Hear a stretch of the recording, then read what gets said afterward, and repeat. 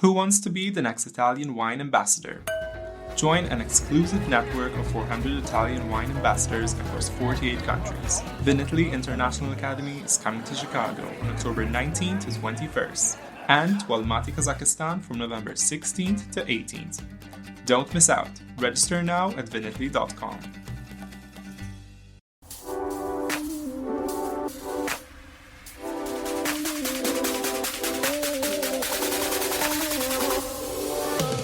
Welcome to another episode of On the Road Edition, hosted by Stevie Kim. Each week, she travels to incredible wine destinations, interviewing some of the Italian wine scene's most interesting personalities, talking about wines, the foods, as well as the incredible travel destinations.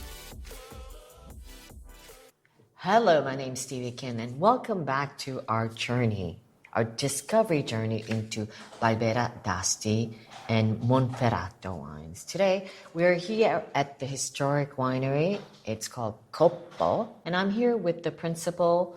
Her name is Giuditta Soldadino. Ciao, Giuditta. Ciao, Kim. How are you? All right. Thank you for having us today. So, Giuditta, will you tell us a little bit, just a very skinny overview of the history of Coppo Winery? Yeah, Coppo was literally born at the end of the 19th century, 1892, thanks to the spumante.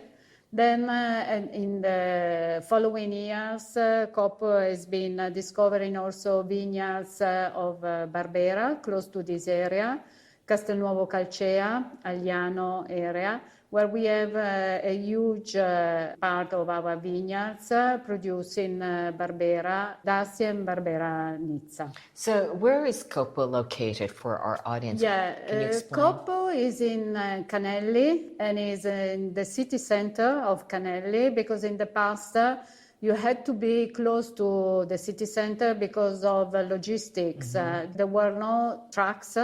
There were no other way of moving wines but horses. So at the very beginning, you had to be in the city center. Then there was the difference between the one who were producing wines by the vineyards and the one selling wines by the city center.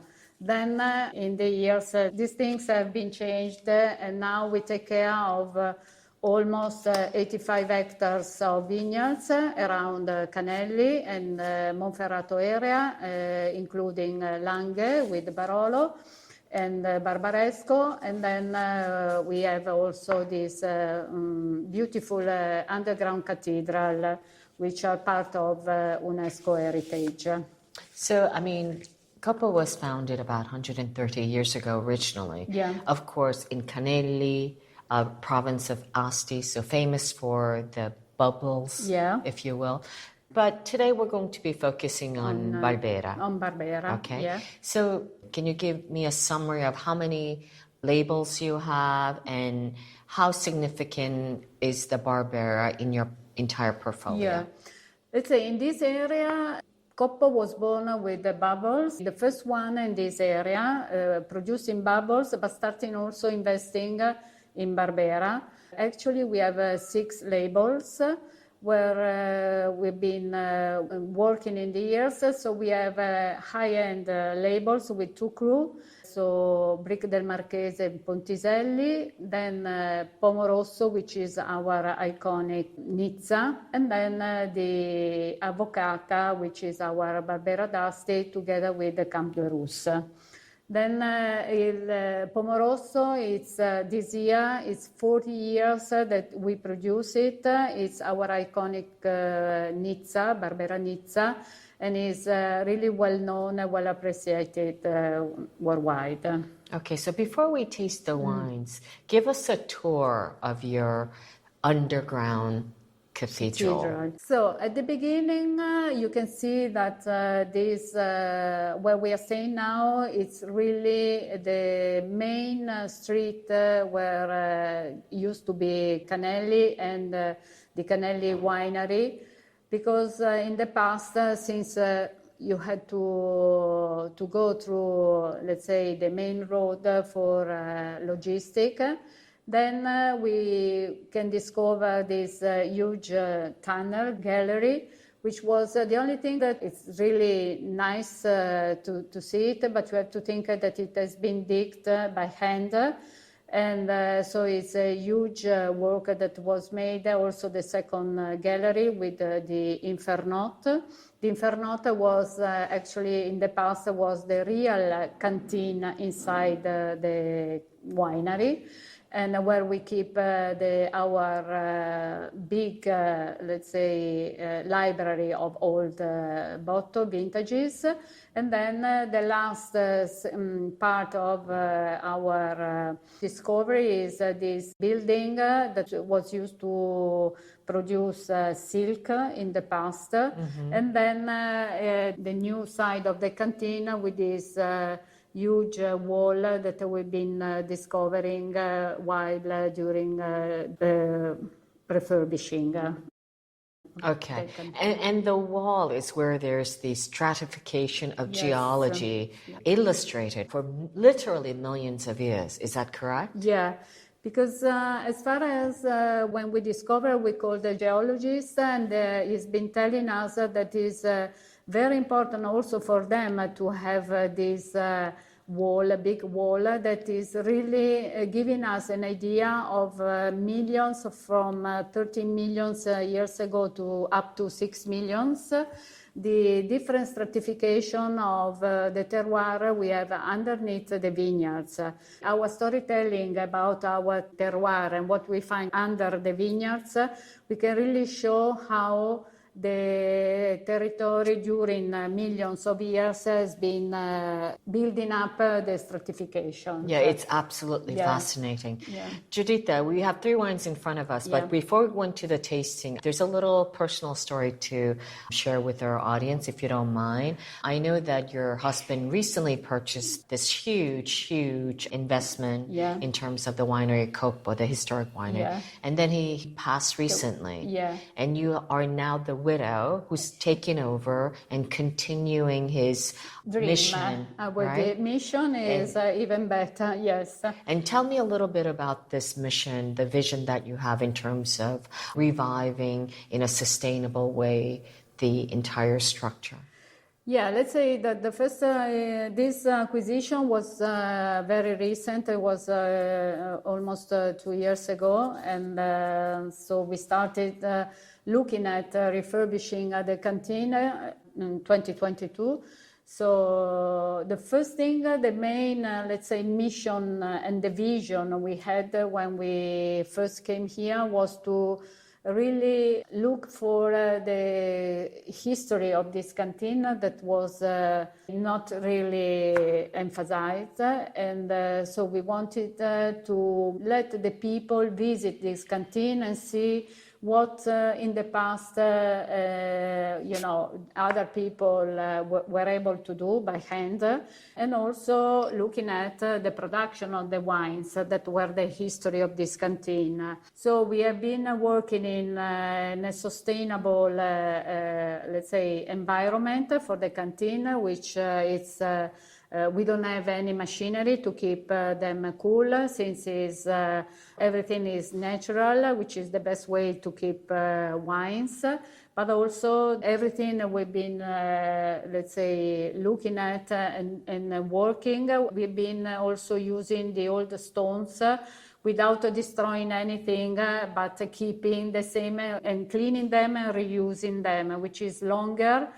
Obviously, it's more costly, but at the end, you keep the history of every single piece of this huge winery. Yeah, I mean, I see that it's a very ambitious project, which you have undertaken, and it's still very much work in progress. Yeah, it's very much a work in progress. So obviously, we've been looking also at technology. We've been changing all the production area, and will be also for people welfare and inside that how they in the environment they work. But everything is now open to people and to discover this beauty.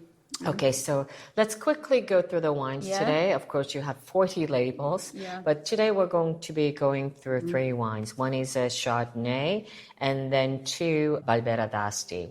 One particular specifically, it's based in Nizza. So would you like to just go over the wines very quickly? Yeah, very quickly. Okay, Monteriolo is our iconic Chardonnay, and it's the same age as it has been produced and started production at 1984, so it's 40 years as well, and it's very is one of our best known product together with Pomoroso. So Monteriolo, it's actually the name of the road that is behind this building. So the name comes really from, it's not a fantasy name, but it's the name of the street that is around the building.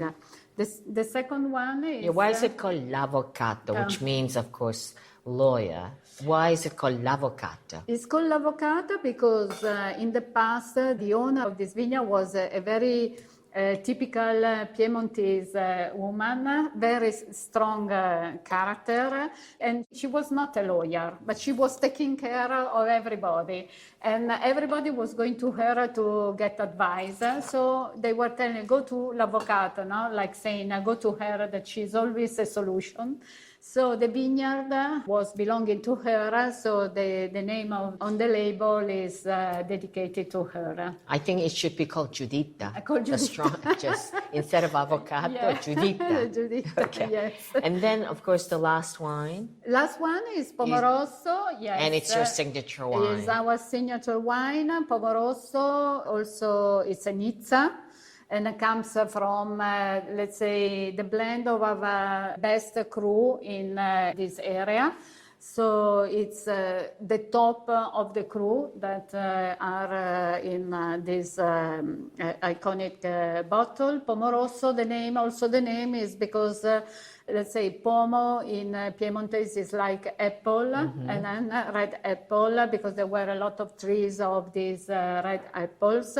So Pomoroso is a mix between dialect and the color of, let's say, of the apple.